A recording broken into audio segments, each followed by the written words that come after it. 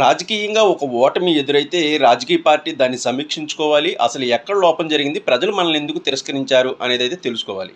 వైసీపీలో ఆ పద్ధతి పూర్తిగా లేదు. ఎందుకంటే ప్రజలు గత 2024 ఎన్నికల్లో ఎందుకు తిరస్కరించారు అనేది వాళ్ళకి సమీక్ష లేదు. పునశ్చరణ లేదు. అందుకే మళ్ళీ చేసిన తప్పే పదే పదే చేస్తున్నారు. గత ఎన్నికల్లో, గత పాలనలో వాళ్ళు చేసిన తప్పులే మళ్ళీ మళ్ళీ చేసుకుంటున్నారు. ఆ పార్టీ పరువును, అలాగే పార్టీని నమ్ముకున్న వాళ్ళ భవిష్యత్తును కూడా నాశనం చేస్తున్నారేమో అనిపిస్తుంది. ఎందుకు ఈ మాట చెబుతున్నానంటే గత గత వైసీపీ పాలనలో పూర్తిగా బూతులు మాట్లాడతారు. లేకపోతే దౌర్జన్యాలు, దోపిడీలు చేస్తారు. లేకపోతే మాట మీద నిలబడరు. విధానాల్లో స్పష్టత ఉండదు అన్న విషయాలు పూర్తిగా ప్రజలందరూ గమనించిన తర్వాతే 2024లో తీర్పు అయితే ఇచ్చారు. సో దీనిని పూర్తిగా మళ్ళీ ఓవర్కమ్ చేసుకోవాలి. లేకపోతే మళ్ళీ అలాంటివి లేకుండా చాలా జాగ్రత్తలు తీసుకోవాలి. మేము ప్రజల కోసం పనిచేస్తున్నాం అని అయితే ఖచ్చితంగా ప్రజలకి సమాధానం చెప్పుకోవాలి. అలా కాకుండా వైసీపీ నాయకులు కానీ, ఆ పార్టీలో ఉన్న ప్రధానమైన సమాచార విభాగాలు కానీ చాలా మళ్ళీ చేసిన తప్పుడే మళ్ళీ మళ్ళీ చేస్తున్నాయి. సో ఇటీవల ఇబ్రహీంపట్నంలో ఒక బాలుడి సైకిల్ను పూర్తిగా నాశనం చేసి సునకానందం పొందిందైతే సామాజిక మాధ్యమాల్లో విస్తృతంగా ప్రచారమైంది. అంటే అదే దౌర్జన్యం మళ్ళీ మళ్ళీ మేము చేస్తాము అన్నట్లుగా అయితే అదైతే ఉంది.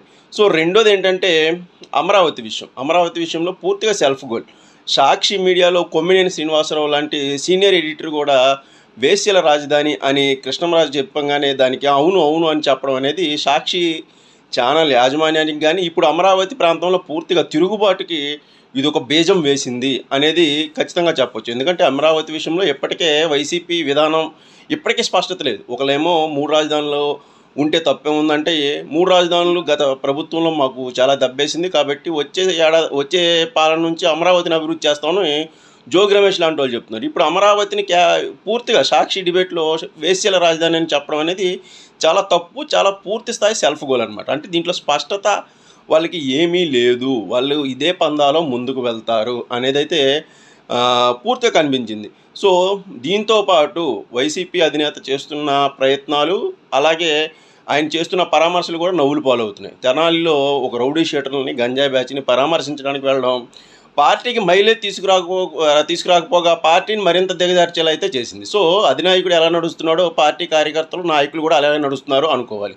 సో వైసీపీ చేస్తున్న మళ్ళీ అంటే పుంజుకోవడానికి చేస్తున్న ప్రయత్నాలు అత్యంత దారుణంగా, నాసిరకంగా ఉన్నాయి అని అయితే ఈ విషయంలో ఖచ్చితంగా చెప్పొచ్చు. సో ఎప్పటికప్పుడు అప్డేట్స్ గురించి ఛానల్ ఫాలో అవ్వండి. మన వీడియోలను లైక్ చేయండి. Thank you.